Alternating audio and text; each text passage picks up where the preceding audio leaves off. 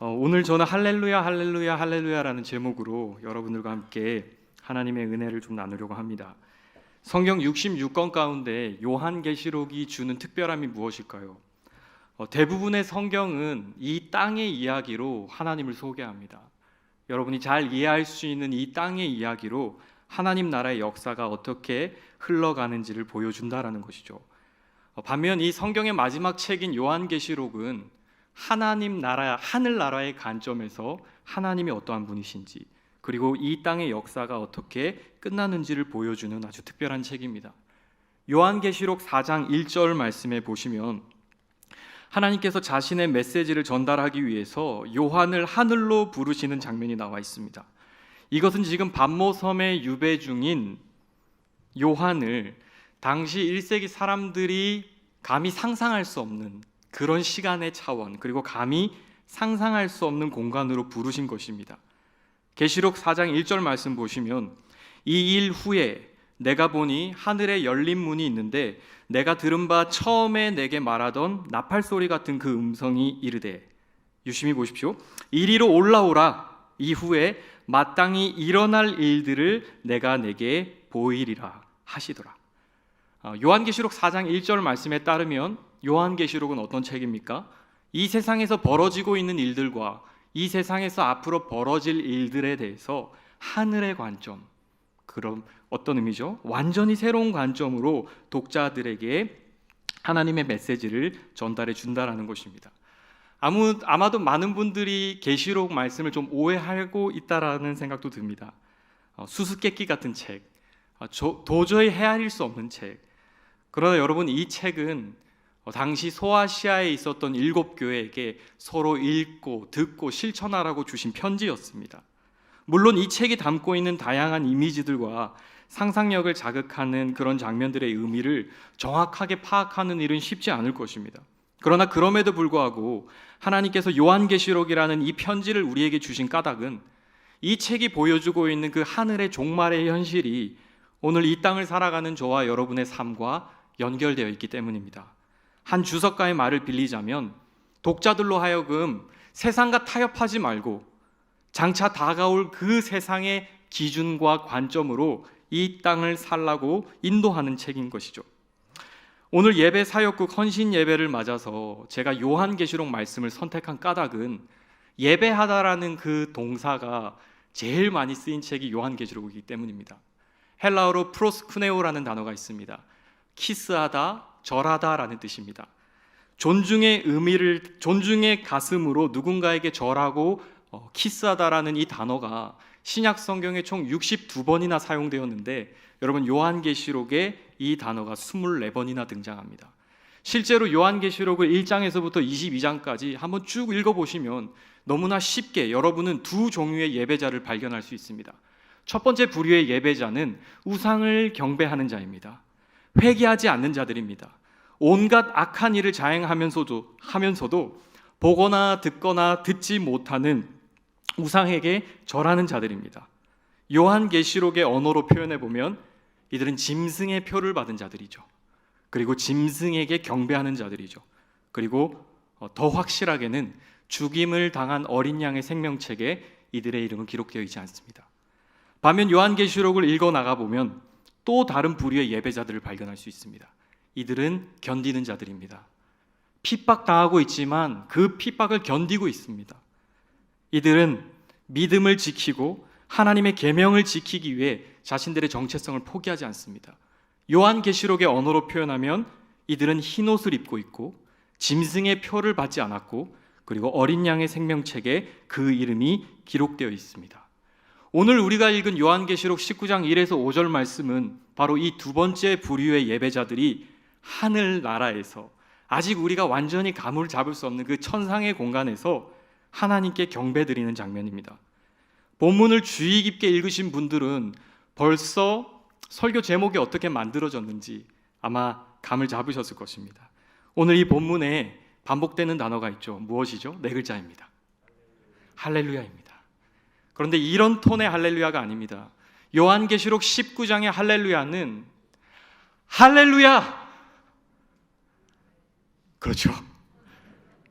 더 터져 나올 수밖에 없는 할렐루야입니다. 할렐루야, 할렐루야, 할렐루야. 여러분, 요한계시록 19장 1절에서 10절까지 확장하면 할렐루야는 한 번 더 등장합니다. 저는 오늘 이 할렐루야라는 강력한 요청을 중심으로 하나님께서 저와 여러분에게 주시는 메시지 세 가지를 함께 나누려고 합니다. 첫 번째는 찬양의 이유, 두 번째는 찬양이 멈출 수 없는 이유, 그리고 세 번째는 찬양으로의 초대입니다. 1절 말씀 보시면 이 일 후에 내가 들으니라고 시작합니다. 이 일 후에. 여러분, 어떤 일이 있었을까요? 요한계시록 17장 18장에 어떤 일이 있었습니까? 17장 18장을 읽어보시면 17장 18장은 큰 성 바벨론이 무너지는 장면입니다. 좀 흥미로운 점은 요한계시록 19장에서는 할렐루야, 할렐루야, 할렐루야라는 찬양이 터져 나오지만 요한계시록 18장에 보면 우우우 애곡하는 소리가 6번이나 등장합니다. 한글 성경에는 화 있을지어다, 화 있을지어다, 화 있을지어다. 도대체 어떤 일이 일어난 것이죠? 하나님을 대적했던 자들, 하나님의 백성들을 괴롭히는 데 심취했던 자들, 악한 세력과 그 세력의 추종자들이 하나님 앞에 영구적인 심판을 받는 장면입니다. 하나님을 대적하는 원수의 나라가 완전히 무너지는 장면입니다. 교회를 미혹하고 핍박했던 악의 세력이 힘을 잃어버리는 장면입니다. 바로 이 일 후에 요한이 새로운 환상을 본 것입니다. 하늘로부터 허다한 무리의 큰 음성 같은 것이 들립니다. 요한 스스로도 이것이 무엇인지 정확하게 알지 못해서 이 요한계시록에는 뭐뭐 같은 이런 표현이 굉장히 많이 등장하죠. 아주 큰 소리로 이 소리가 들리는 겁니다. 할렐루야! 구원과 영광과 능력이 우리 하나님께 있습니다. 구원의 하나님, 영광의 하나님, 능력의 하나님. 여러분, 요한계시록에서 지금 요한이 무슨 음성을 듣고 있죠? 하나님의 주권을 찬양하는 음성을 듣고 있는 것입니다. 지금 천상의 무리들은 터져 나오는 찬양으로 하나님 앞에 나아가고 있는 것이죠. 하나님의 어떤 성품일까요? 하나님의 주권이요. 17세기에 영향력이 있었던 스티븐 차녹이라는 청교도 목사님이 이런 말씀하셨습니다. 만약 하나님에게 최고 지배권이 없다면 그는 하나님이 아니다. 오늘 요한계시록에서 우리가 배우는 중요한 레슨이죠. 여러분, 요한계시록을 쭉 읽어 나가시면서 우리가 꼭 붙들어야 하는 메시지 하나 있습니다. 그것은 악조차 하나님의 통제 아래 있다라는 것이죠. 이 세상에서 하나님의 손, 하나님의 통치가 미치지 않는 영역은 단 1평도 없다라는 것입니다. 아브라함 카이퍼라는 학자는 이렇게 말했습니다. 우리 인간의 삶의 전 영역에서 만유의 주제이신 그리스도께서 내 것이야 라고 외치지 않은 공간은 없다. 물론 우리의 현실은 조금 다릅니다. 악이 선을 이긴 것처럼 보이죠.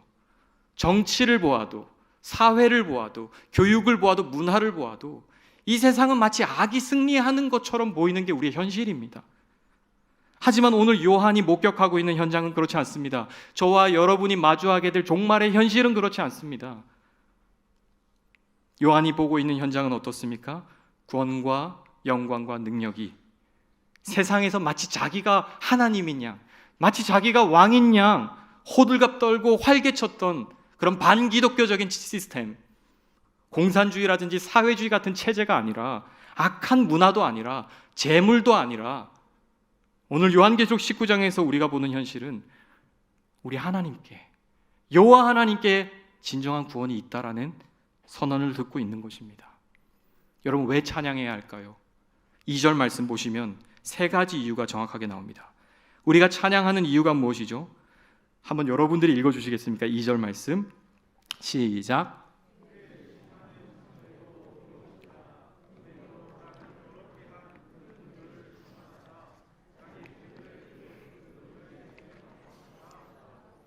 여러분, 원문 성경과 영어 성경에는 왜냐하면이라는 단어가 2번 나옵니다. 이유죠. 왜 찬양해야 합니까? 첫 번째, 하나님의 심판이 정의롭기 때문입니다. 우리 하나님이 참으로 정당하게 심판하시는 분이기 때문입니다. 두 번째, 하나님께서 큰 음녀를 지금 심판하셨기 때문입니다. 세 번째, 하나님은 큰 음녀를 심판하시면서 누구를 위로하십니까?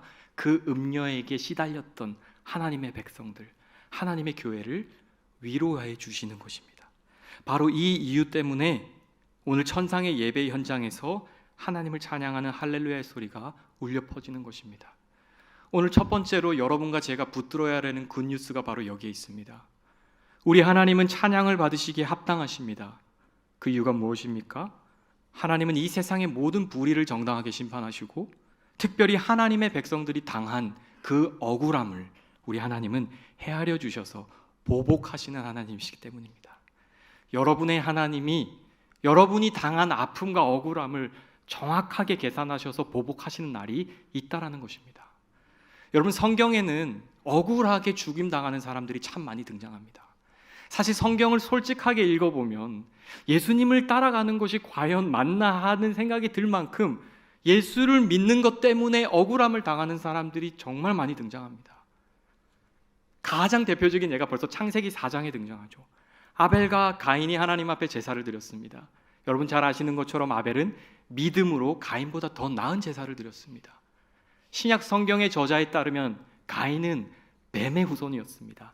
그는 어둠에 속한 자였습니다. 그리고 아벨은 빛의 자녀였습니다. 그런데 여러분, 성경 초반에 창세기 4장에 벌써 어떤 이야기가 기록되어 있습니까? 불의한 자가 의로운 자를 죽이는 것입니다. 빛의 자녀가 어둠의 자녀를 이긴 것이 아니라 성경 첫 페이지에서부터 어둠의 자녀가 빛의 자녀를 핍박하고 죽여버리는 것입니다. 최근 저와 여러분이 함께 묵상하고 있는 마태복음, 저는 최근에 마태복음을 같이 묵상하면서 억울한 사람을 또 보았습니다. 세례 요한입니다. 여러분, 세례 요한이 어떻게 살았습니까? 그는 광야에 외치는 소리였습니다. 그는 광야의 선지자였고 광야의 설교자였습니다. 여러분, 그는 왕궁에서 부드러운 메시지를 전하는 그런 설교자가 아니었습니다. 촌철살인, 날카로운 살아있는 복음을 전했습니다. 헤롯이, 분봉왕 헤롯이 동생의 아내를 취한 일 때문에 분명히 잘못된 것이기 때문에 세례 요한이 그것을 지적했습니다. 성경의 시제를 정확하게 보면 한 번 지적한 것이 아니라 반복적으로 지적한 것 같아요. 동생의 아내를 취하는 것은 옳지 않습니다. 헤롯이 화가 나서 그를 감옥에 넣었습니다. 여러분, 하나님의 말씀을 전한 그 결과가 무엇입니까? 헤롯이 세례 요한의 목을 베어버렸습니다. 참수당한 것입니다. 여러분, 헤롯이 감옥에 있는 세례 요한의 목을 베었습니다. 하나님 나라를 위해서 헌신한 결과가 무엇입니까? 죽음입니다. 비참한 죽음입니다. 아벨뿐만 아니죠. 구약의 수많은 선지자들, 예수님, 세례 요한, 바울, 예수님의 제자들, 여러분 지금 이 순간에도요, 이북의 성도들, 이슬람권에 있는 기독교 신자들, 여러분 핍박은 현실입니다. 견디는 사람들이 지금도 있습니다. 목숨을 내어놓고 숨죽여 찬양하는 사람들이 조금 떨어진 우리 바로 이북 땅에 있습니다. 여러분, 세상의 관점에서 이들은 망한 사람들입니다. 세상의 관점에서, 세상의 기준에서 이들은 실패한 인생들입니다. 그러나 오늘 요한계시록 19장 1, 2절 말씀이 우리에게 강력하게 선포하는 기쁜 소식이 무엇입니까? 그리스도를 위한 삶이 결코 헛되지 않다라는 것이죠. 왜냐하면 정의로우신 하나님께서 악을 심판하시고 성도들의 눈에 그 눈물을 닦아주시는 그날이 있기 때문입니다. 교회의 눈물을 닦아주시는 그날이 있습니다. 여러분, 혹시 가정과 직장에서 예수 그리스도를 따른다라는 그 이유로 좀 억울한 일을 겪고 계십니까? 미움 당해 보신 적 있습니까? 일전에 저희 신대원 교수님께서 그런 얘기를 하시더라고요. 하루는 새벽 예배를 가시는데 하필 신호가 많이 걸려서 빨간불이 자꾸 걸려서 매번 서셨다고 합니다. 근데 자꾸 서셔서 신호가 오늘 안 좋네 하면서 가셨는데 갑자기 뒤에 오던 차가 새치기를 해서 딱 앞에 오더니 창문을 내더니 야이 그래 니 잘났다 이러고 하셨대요. 여러분, 세상은 하나님을 따르고 하나님의 말씀을 지키려고 할 때 우리를 가만히 내버려 두지 않습니다.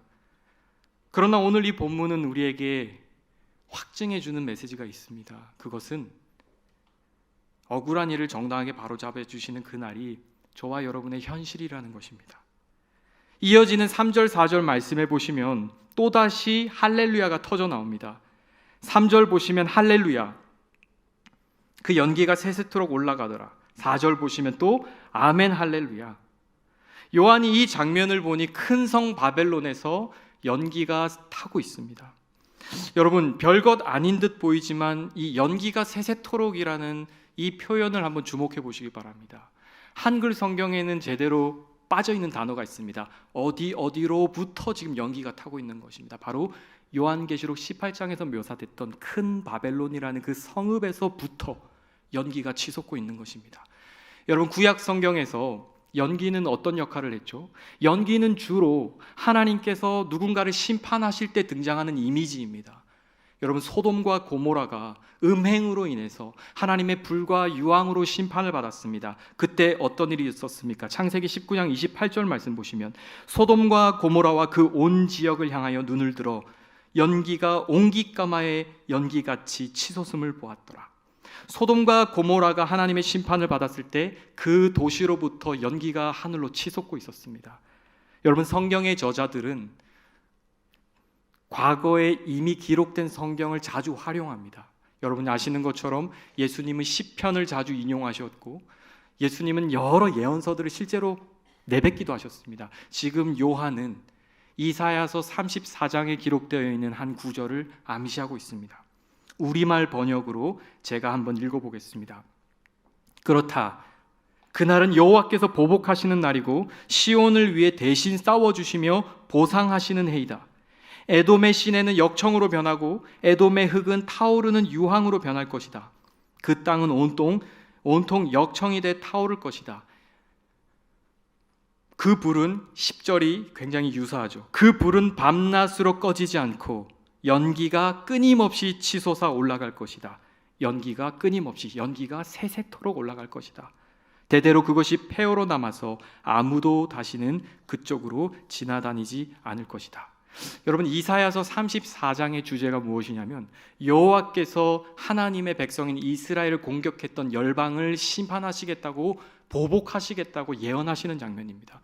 요한계시록 19장과 이사야 34장의 주제가 똑같습니다. 하나님께서 에돔이라는 민족을 심판하시겠다고 약속하십니다. 하나님의 교회를 핍박했던 자들을 가만두지 않으시겠다는 하나님의 선언이십니다. 그런데 여러분, 구약과 신약의 차이가 무엇이죠? 구약은 예표라면 신약은 실체입니다. 구약은 모델하우스라면 신약은 하우스입니다. 에돔을 향한 이 심판이 하나님의 심판, 보복의 예고편이라면 오늘 이 요한계시록 19장이 우리에게 주는 큰 위로가 무엇입니까? 이것은 하나님이 그 약속을 이루시는 것입니다. 보복이 선포되고 실천되는 것입니다. 여러분, 왜 할렐루야가 멈춰지지 않는지 이제 이유를 아시겠습니까? 할렐루야 한 번으로 멈출 수 없는 까닭이 무엇입니까? 하나님의 영구적인 심판으로 말미암아 이제 더 이상 성도를 괴롭히는 악한 세력이 존재하지 않기 때문입니다. 교회가 세워질 때 음부의 건세가 있다라는 것을 예수님 말씀하셨습니다. 지난주 큐티 본문입니다. 내가 이 반석 위에 교회를 세우겠다. 나의 교회를 세우겠다. 음부의 권세가 이 교회를 절대 이기지 못할 것이다. 제가 이 본문을 큐티하면서 놀랐던 것은 교회를 세우시는 하나님 예수님께서 음부의 권세가 이미 존재하고 있다는 것을 동시에 말씀하셨다는 겁니다. 끊임없이 교회를 괴롭히는 악의 세력이 있다라는 실체라는 거죠. 그러나 오늘 이 본문은 무엇을 말합니까? 그 음부의 권세가 완전히 끝난 것을 우리에게 보여주는 것입니다. 어떤 의미일까요? 성도들이, 하나님의 백성들이 아무런 염려 없이 정말로 심령 깊숙한 곳에서부터 터져나오는 하나님을 향한 찬양을 고백하는 것입니다. 오늘 이 자리에 함께 모인 예배자들이 하나님을 노래했습니다. 여러분, 어떤 마음으로 노래하셨습니까? 제가 감히 추측건데 오늘 이 자리에는 노래할 수 없는 이유를 가지신 분들이 더 많을 거라고 생각합니다. 삶이 고단해서, 육체가 아파서, 자녀의 문제로, 재정의 문제로, 관계의 문제로, 어쩌면 이 세상의 핍박으로, 사실 우리는 이 땅에서 노래할 수 있는 이유보다 노래할 수 없는 이유가 더 많은 사람들입니다. 할렐루야라고 지금 천상에서는 노래가 울려 퍼지지만 사실 우리 삶, 한 사람 한 사람 개인의 삶을 면밀히 들여다보면 우리는 탄식하는 삶이죠. 주여. 모두가 그렇습니다. 모두가 할렐루야라는 탄식보다는 탄식해야 되는 이유가 더 많다는 겁니다. 그러나 오늘 요한계시록 19장이 우리에게 보여주는 우리의 종말의 현실이 무엇입니까? 오늘 이 천국 성가대의 찬양은 정말로 자유하고 기쁨에 감격하여 드리는 승리의 노래입니다. 언젠가 저와 여러분이 억지스럽게 노래하지 않는 날이 올 것입니다. 내일을 걱정하지 않고 노래하는 날이 올 것입니다. 월요일이 없고 직장에 안 가셔도 됩니다. 월급 스트레스 없고요. 질병 없습니다. 눈물 없습니다. 혹 눈물이 있다면 고맙고 감사해서 흘리는 눈물밖에 없습니다. 그 눈물로 노래하는 날이 우리의 현실이라는 것입니다. 오늘 설교의 결론을 향해 나아갑니다. 그렇다면 오늘 그 천상의 보좌에서 누가 하나님을 예배할 수 있습니까? 저는 되게 중요한 질문이라고 생각이 듭니다. 왜냐하면 하나님 나라 이 천국 성가대는 아무나 노래할 수 없기 때문입니다. 해운대 제일교회는 성가대 들어가는 기준이 무엇이죠? 혹시 음악 테스트 하시나요? 자원하셨습니까? 오늘 이 천국 성가대 누가 회원이 될 수 있습니까? 노래 잘하는 사람이요? 아닙니다. 자원한 사람이요? 안 됩니다. 성악을 전공한 사람이요? 그렇지 않습니다. 오늘 이 천국 성가대에 누가 일원이 될 수 있습니까? 초대받은 사람이요. 오늘 목사님 오전 말씀에 의하면 선물 받은 사람이요. 하나님의 은혜로 하나님의 백성으로 거저 부름받은 그 하나님의 백성들. 5절 말씀에 의하면 신자들, 종들입니다. 종들. 주님의 종들만이 주님을 예배할 수 있는 것입니다. 여러분 요한계시록에서 누가 참 신자입니까? 하나님만을 경외하는 자들입니다. 여러분 귀 기울여 들으셔야 합니다. 하나님만을 존중하는 사람, 하나님만을 두려워하는 사람, 돈에게 쫄면 안 됩니다. 이 세상 살면서. 로마의 황제에게 굴복하지 않는 사람, 당시 세상을 뒤흔드는 경제 시스템에 굴복하지 않는 이 계시록의 성도들, 바로 그 성도들이 처음과 나중이신 여호와 하나님을 찬양하는 진정한 예배자라는 것입니다. 여러분 천국 성가대에는 큰 자나 작은 자가 없습니다. 이것도 기쁜 소식입니다. 이 성가대에는 모두가 한 마음입니다. 세상 지위 때문에 일어나는 시기와 질투가 이 찬양대에는 없습니다. 더 노래 잘하고 더 노래 못하고 하는 그런 것 없습니다. 가난한 자나 부한 자나 모두가 동일하게 주의 백성으로 부름받아 우리 하나님을 높이는 것입니다. 저 이 말씀 보면서 진짜 좋았습니다. 그 이유는 1절과 5절에 하나님 앞에 한 단어가 들어있었기 때문입니다. 우리 하나님. 이 승리의 노래는 저 혼자 좋아서 부르는 노래가 아니라 하나님의 모든 교회가 함께 부르는 찬양입니다. 아브라함도 있을 것입니다. 아벨 당연히 있겠죠. 믿음의 조상들과 다윗도 있겠죠. 그 믿음의 길을 수고하여 달려낸 우리 믿음의 조상들과 저와 여러분이 이 천국 성가대에서 함께 마음을 합쳐 영원토록 할렐루야 아멘 할렐루야 할렐루야 아멘 할렐루야 영원히 하나님을 높이는 그날이 우리에게 다가오는 것입니다. 말씀의 결론입니다. 요한계시록에서 신자를 가리키는 단어는 바로 이기는 자입니다. 신자가 누구입니까? 인내함으로 이기는 자입니다. 존 머레이라는 신학자가 이 땅에서 믿음의 경주를 감당하는 성도의 삶을 이렇게 설명했습니다. 아무리 죄를 많이 짓고 불신앙으로 행해도 신자가 안전하다는 말은 사실이 아니다. 신자도 죄를 짓는다. 하지만 신자는 자신을 죄에 방치하며 죄의 지배 아래 살거나 계속해서 특정한 불신앙의 죄책 아래 있을 수 없다. 여기가 중요합니다. 계속되는 죄와 불신앙의 삶에도 신자가 안전하다는 말은 잘못된 것이다. 더 적나라하게 표현하면 거짓말이다. 그러므로 믿음과 거룩의 열매를 맺지 못하는 신자란 없다. 성도의 견인이란 신자들이 끝까지 견디어 이기는 것을 말하는 교리다. 견디는 신자들은 인내하되 계속해서 그렇게 한다.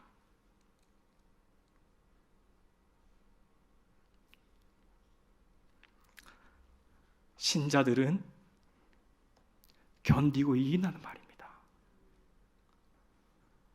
사랑하는 성도 여러분, 그리스도 안에 있는 진정한 신자는 견딥니다.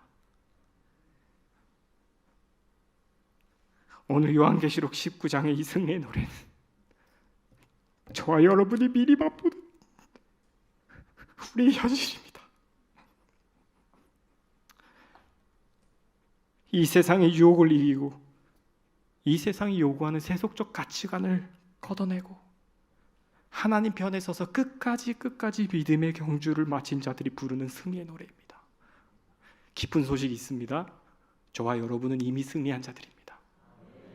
예수 그리스도 안에서, 예수께서 이미 십자가에서 죽으시고 부활하심으로 원수의 머리를 이미 박살냈습니다. 이길 싸움을 싸우는 것이 아니라 이미 이긴 싸움을 싸우는 것입니다. 저는 여러분을 이 말씀으로 위로하고 싶습니다. 여러분은 천국 성가 대원, 이미 천국 성가 대원이십니다. 이 땅에서 승리의 노래를 부르시기 바랍니다. 주님께서 저와 여러분에게 이 노래를 부르자고 지금 초청하고 계신 것이죠. 기도하겠습니다.